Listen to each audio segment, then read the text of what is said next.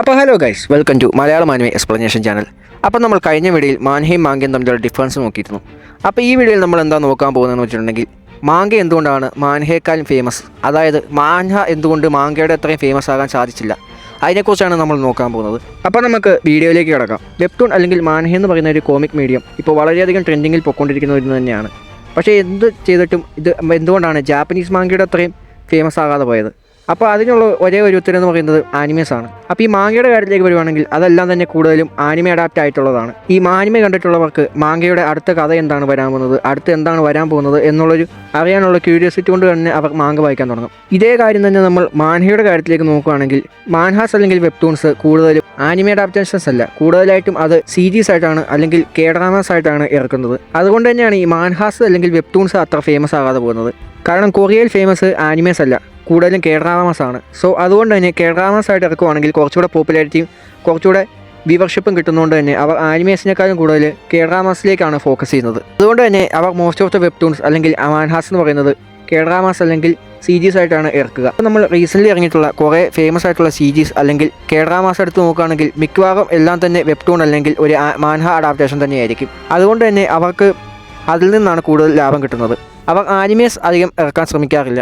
അതുപോലെ തന്നെ അവരുടെ അവിടെ ഉള്ള സ്റ്റുഡിയോസും ആനിമേ സ്റ്റുഡിയോസും അത്ര സ്ട്രോങ് അല്ല.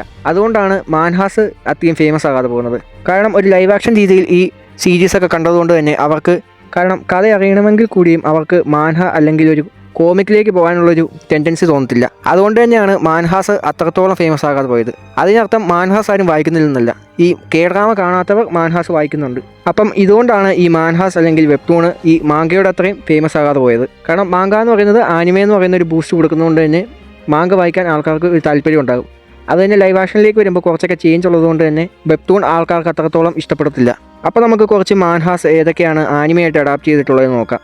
മോസ്റ്റ് ഓഫ് ദ മാൻഹാസ് അഡാപ്റ്റ് ചെയ്തിട്ടുള്ളത് തന്നെ ഈ ജാപ്പനീസ് സ്റ്റുഡിയോസ് ആണ്. അപ്പോൾ നമ്മൾ കുറച്ച് ആനിമെ അഡാപ്റ്റേഷനുള്ള മാൻഹാസ് ഏതൊക്കെയാണെന്ന് നോക്കിയിട്ടുണ്ടെങ്കിൽ ഗോഡ് ഓഫ് ഹൈസ്കൂൾ നമുക്ക് പറയാൻ സാധിക്കും.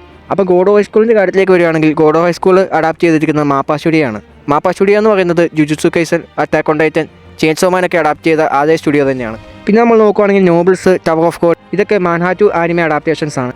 ഇതല്ലാതെ കൊറിയക്കാർ തന്നെ ആനിമെ അഡാപ്റ്റ് ചെയ്ത ഒരു മാൻഹ എന്ന് പറയുന്നത് ലുക്കിസമാണ്. എന്നാൽ പോലും നമ്മൾ ഈ ലുക്കിസത്തിൻ്റെ നമ്മൾ ആ ഡയറക്ഷൻ അല്ലെങ്കിൽ ആ ഒരു ആനിമേഷൻ എടുത്ത് നോക്കുകയാണെങ്കിൽ ജപ്പാൻ സ്റ്റുഡിയോ ചെയ്യുന്ന പോലെ അത്രത്തോളം ഒരു നല്ലൊരു ഡയറക്ഷനായിട്ട് എനിക്ക് തോന്നിയില്ല. പക്ഷേ നമുക്ക് കണ്ടിരിക്കാം, ഒരാളെ ആ മാൻഹയിലേക്ക് എത്തിക്കാൻ പറ്റുന്നൊരു സാധനം ആ അഡാപ്റ്റേഷനിൽ തന്നെ ഉണ്ട്. അപ്പോൾ മാങ്കാസും മാൻഹാസും തമ്മിലുള്ള പോപ്പുലാരിറ്റി ഡിഫറൻസിൻ്റെ ഒരു കാരണമായിട്ട് തോന്നിയത് എനിക്കിതൊക്കെയാണ്. അപ്പോൾ നമ്മളിനി അടുത്ത വീഡിയോയിൽ എന്താണ് നോക്കാൻ പോകുന്നതെന്ന് വെച്ചിട്ടുണ്ടെങ്കിൽ, ഇപ്പോൾ നമ്മൾ പറഞ്ഞ ലുക്കിസത്തെക്കുറിച്ചാണ്. ഒരു ആക്ഷൻ ജീനർ ഇഷ്ടപ്പെടുന്ന ഒരാൾക്ക് എന്തായാലും ഇഷ്ടപ്പെടാൻ പോകുന്നൊരു മാൻഹ തന്നെയാണ് ഈ ലുക്കിസം എന്ന് പറയുന്നത്. അപ്പോൾ അത് എന്തുകൊണ്ടാണെന്നുള്ളതാണ് നമ്മളിനി അടുത്ത വീഡിയോയിൽ കാണാൻ പോകുന്നത്. അപ്പോൾ മറ്റൊരു നല്ല കണ്ടന്റുമായി നമുക്ക് അടുത്ത വീഡിയോയിൽ കാണാം.